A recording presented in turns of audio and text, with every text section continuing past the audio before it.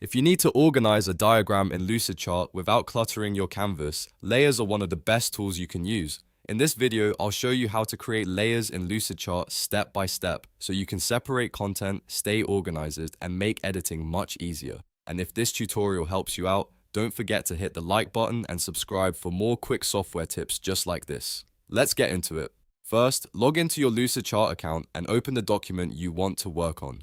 Once your file is open, look down to the bottom left corner of the workspace. You should see the layers icon, which usually looks like stacked squares or stacked pages. This is where all of your layer options are managed. Go ahead and click that layers icon. As soon as you do, the layers panel will open on the side of your screen. This panel is where you can create new layers, rename them, switch between them, and control what content belongs where. Now that the layers panel is open, the next step is to create a new layer. Find the plus layer button inside the panel and click it.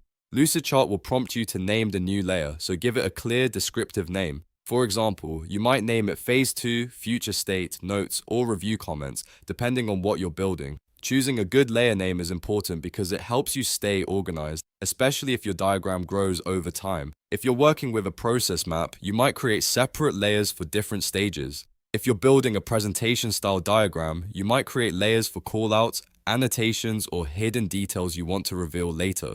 After typing the layer name, press Enter or click the plus sign to confirm it. Your new layer will now appear in the Layers panel and is ready to use. Next, you need to add content to that layer. Make sure the layer is selected or highlighted in the panel. In some cases, you may need to double-click the layer name to make it active. When a layer is active, anything you place on the canvas will belong to that layer.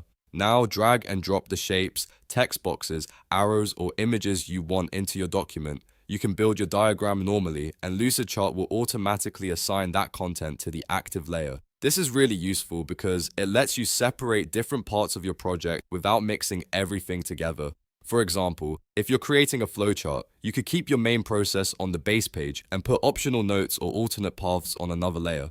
That way, your diagram stays clean and easy to edit. You can also use layers to test different versions of a design, hide extra details, or manage sections of a larger workflow. If you want to work on the background or general diagram itself, switch back to the page or base layer at the bottom of the layers menu. This base canvas is where your default content lives. Then, whenever you want to return to a specific layer, just click its name again in the panel. This switching process is what makes layers so powerful. You can move between different parts of your document without deleting anything, and you can keep your edits organized by category or stage. It's a simple workflow, but it can save you a lot of time once your diagrams start getting more complex. Another helpful tip is to name layers consistently. If you use a structure like draft, review, and final, or phase 1, phase 2, and phase 3, it becomes much easier to find what you need later.